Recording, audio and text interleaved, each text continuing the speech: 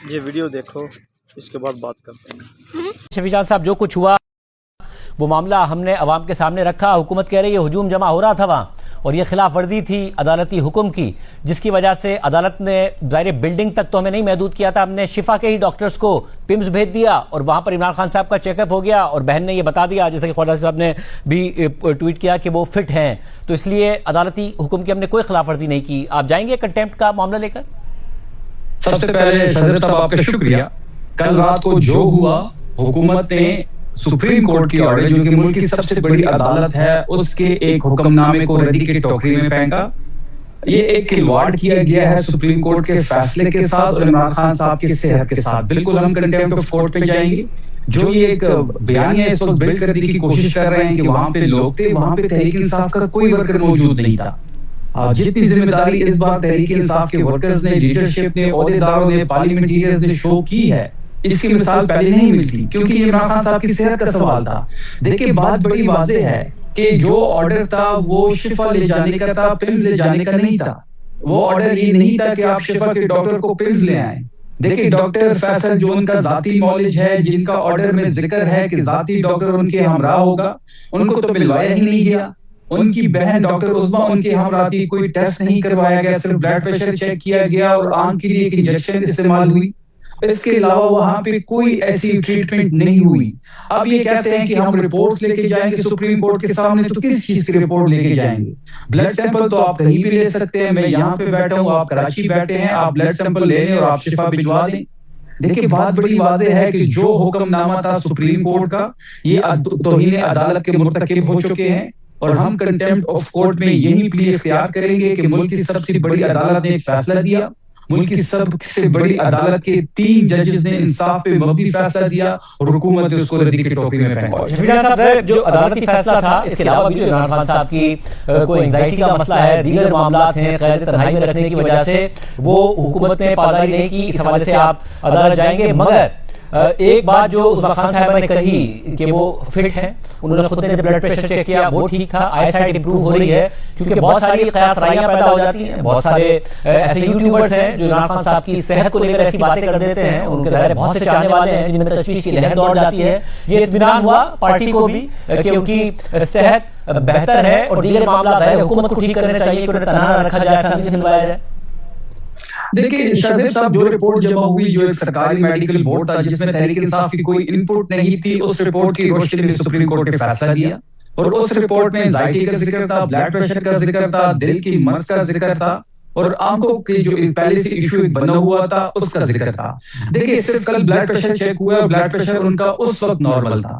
اس کے بعد آنکھ کے لیے ایک انجیکشن انہوں نے لگایا ہے, باقی تو کوئی ٹیسٹ نہیں ہوئے. یہ تو بظاہر ایک عظمیٰ صاحبہ نے ایک بات کی کہ بظاہر وہ فٹ لگ رہے تھے. دیکھیں اس لیے ہی ان کو شفا بھیجا گیا تھا کہ وہاں پہ تمام کمپلیٹ ان کے ٹیسٹ ہو. ان کا ذاتی ڈاکٹر جو ڈاکٹر فیصل جس کو دھوکے سے شفا بھیجا گیا اور عمران خان صاحب کو پمز لے کے گئے, وہ ان کے ہمراہ ہو, کیونکہ وہ بہتر جانتے ہیں ان کی صحت کے بارے میں, وہی ان کو ان کی صحت کے سارے ایشوز مانیٹر کرتے ہیں. دیکھیں کسی قسم کے ٹیسٹ کے رپورٹ سے لے کے آئیں گے ہم, اس کو قابل قبول ہمارے لیے نہیں ہوں گے. ہم نے پہلے بھی پمز کے جو ٹیسٹ ہے ان کو ریجیکٹ کیا ہے, مسترد کیا ہے. اگر سپریم کورٹ کے سامنے یہ ایسے کوئی ٹیسٹ لاتے ہیں تو یہ کہیں گے کہ ہم نے ان کے ٹیسٹ پمز میں لے کے اور ٹیسٹ جو ہے ہم نے شفا سے کروائے ہیں, ہم اس کو مسترد کریں گے. اور شفیع صاحب ایک جو ظاہر حکومت تو ڈینائی کر رہی تھی مگر یہ بات ہو رہی تھی اور ہم نے بھی حکومت سے سوال رکھا تھا کہ کہیں نہ کہیں دال میں کچھ کالا ہے, کہیں نہ کہیں سیم پیج پھٹتا نظر آتا ہے. سلمان خواجہ صاحب نے حالات کے بدلنے کی امید کا اظہار کیا تھا. کل رات جو کچھ ہوا ہے اس کے بعد آپ کو لگتا ہے حالات کچھ بدلنے کی امید جو پیدا ہو رہی تھی وہ دم توڑ گئی ہے؟ دیکھیں تاثر دیا جا رہا تھا کل سے کہ ایک ڈیل کے ذریعے یا کسی رابطے کے ذریعے سب کچھ ہو رہا ہے, وہ تمام طرف دم توڑ گئی ہے. عمران خان صاحب کو جو شخص جانتا ہے ان کو عمران خان صاحب کی نیچر کا پتہ ہے, وہ کبھی ڈیل نہیں کریں گے. رانا ثناءاللہ صاحب کی سٹیٹمنٹ آن ریکارڈ پڑھی ہے کہ 2 دفعہ ان کو ڈیل کی آفر ہوئی ہے لیکن انہوں نے ریجیکٹ کیا ہے. وہ ابھی بھی جب چاہیں تو کسی بھی باہر ملک جا سکتے ہیں, لیکن وہ ڈٹے ہوئے ہیں اس نظام کے خلاف. جب ان سے بات کی گئی کہ آپ کو شفا لے کے جا رہے ہیں تو انہوں نے سب سے پہلا سوال یہ کیا کہ جی ڈاکٹر یاسمین راشد کا کیا ہوگا, وہ بھی بیمار ہے, ان کو اپنی اہلیہ کی جو بشرا بی بی ہے ان کی صحت کا ایشو ہے, ان کے بارے میں انہوں نے کہا. ورکرز کا پوچھا گیا, اپنی عوام کا پوچھا گیا. تو عمران خان صاحب اس نیچر کے نہیں ہے. بات بڑی واضح ہے کہ ہم کسی بیک ڈور رابطے کی طرف نہیں دیکھ رہے. یہ جو بھی ہوا یہ کسی رابطے کا مطلب نتیجہ نہیں تھا. اور جو کچھ ہوا یہ جو موجودہ حکومت ہے، عمران خان صاحب کو یہ ہاسپٹل لا رہے تھے اور یہ خود وینٹیلیٹر پہ جا رہے تھے. بات بڑی واضح ہے کہ یہ کنٹیمپٹ آف کورٹ، توہین عدالت کے مرتکب ہو چکے ہیں.